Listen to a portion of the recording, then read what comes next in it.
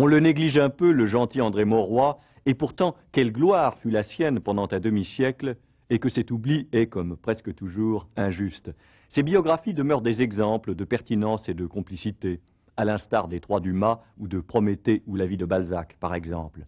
Agent de liaison auprès de l'armée britannique pendant la Grande Guerre, il tire de cette expérience la matière de son premier livre, Les silences du colonel Bramble, judicieusement réédité en poche par les Cahiers rouges de Grasset.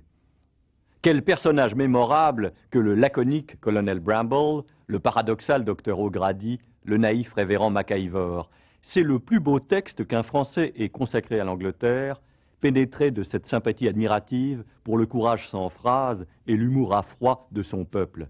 Les voici qui parlent d'un tiers. Brown, on le croirait idiot, mais c'est une erreur. Il a joué au cricket pour le comté d'Essex. C'est aujourd'hui samedi, et pour la dernière fois de la saison, je vous propose de jouer avec nos partenaires pour gagner la totalité des ouvrages présentés dans Un livre un jour la semaine prochaine, à la condition bien connue que vous découvriez la bonne réponse et que votre nom soit tiré au sort.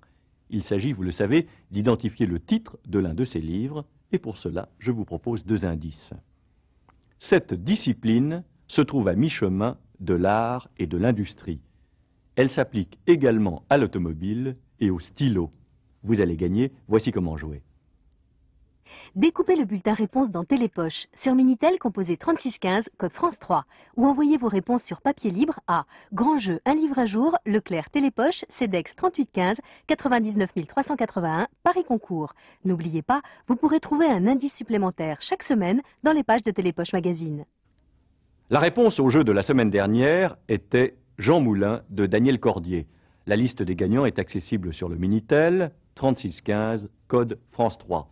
Quant à nous, rendez-vous lundi, 18h50, sur cette chaîne, juste après Julien Lepers et ses questions pour un champion, et juste avant le 19-20.